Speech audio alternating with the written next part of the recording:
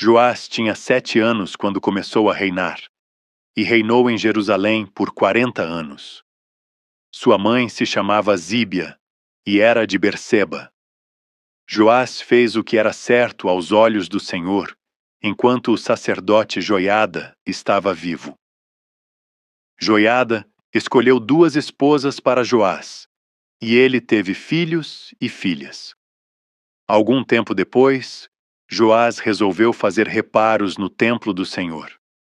Reuniu os sacerdotes e os levitas e lhes deu as seguintes instruções: vão a todas as cidades de Judá e recolham o imposto anual para fazer os reparos no templo do Senhor. Façam isso logo. Os levitas, porém, não se apressaram. Então o rei mandou chamar o sumo sacerdote Joiada e lhe perguntou: por que você não exigiu que os levitas saíssem e recolhessem os impostos que as cidades de Judá e a cidade de Jerusalém devem pagar para o templo?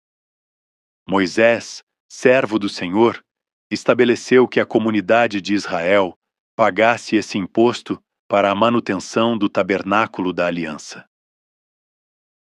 Ao longo dos anos, os seguidores da perversa Atalia haviam arrombado o templo de Deus e usado os objetos sagrados do templo do Senhor para adorar as imagens de Baal. Por isso, o rei ordenou que fizessem uma caixa grande e a colocassem do lado de fora da porta do templo do Senhor. Então, foi proclamado em Judá e em Jerusalém que o povo devia trazer ao Senhor o imposto que Moisés, servo de Deus, havia requerido dos israelitas no deserto. Isso agradou todos os líderes e o povo, e eles trouxeram de bom grado suas contribuições e as colocaram na caixa até enchê-la. Sempre que a caixa ficava cheia, os levitas a levavam aos oficiais do rei. O secretário da corte e um oficial do sumo sacerdote a esvaziavam e a levavam de volta ao templo. Assim faziam diariamente e reuniram muitos recursos. O rei e Joiada entregavam o valor aos supervisores da construção, que contratavam pedreiros, carpinteiros e artífices que trabalhavam com ferro e bronze para reformar o templo do Senhor. Os homens encarregados da reforma trabalhavam com dedicação, e a obra foi progredindo. Restauraram o templo de Deus de acordo com o modelo original e o reforçaram. Quando todos os reparos foram concluídos, trouxeram ao rei e à joiada os recursos que sobraram. O valor foi usado para fazer diversos objetos para o templo do Senhor, utensílios para o serviço e para os holocaustos, além de vasilhas e outros objetos de ouro e de prata. Enquanto o sacerdote Joiada viveu, os holocaustos eram oferecidos continuamente no templo do Senhor. Joiada viveu muitos anos e morreu em idade avançada, com 130 anos.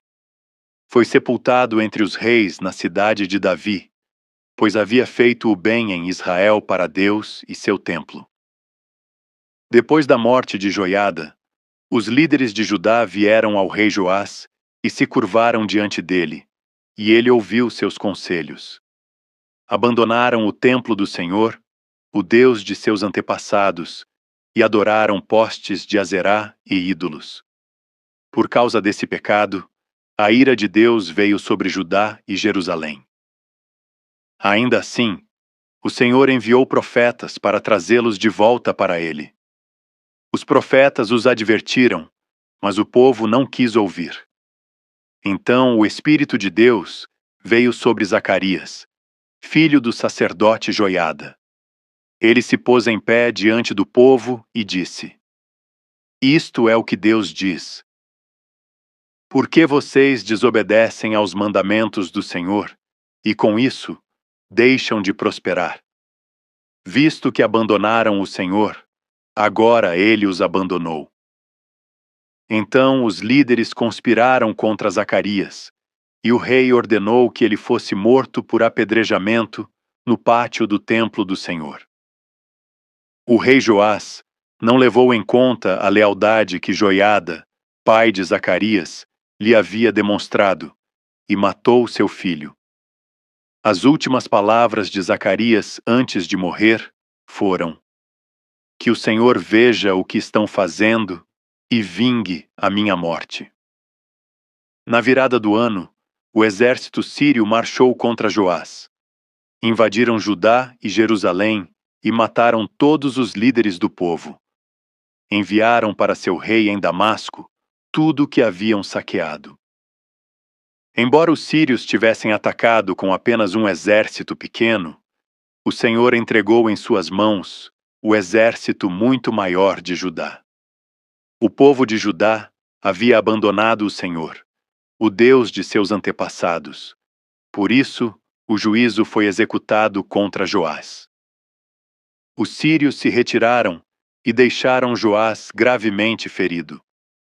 Seus próprios oficiais conspiraram contra ele porque havia assassinado o filho do sacerdote Joiada e o mataram em sua cama. Ele foi sepultado na cidade de Davi, mas não no cemitério dos reis.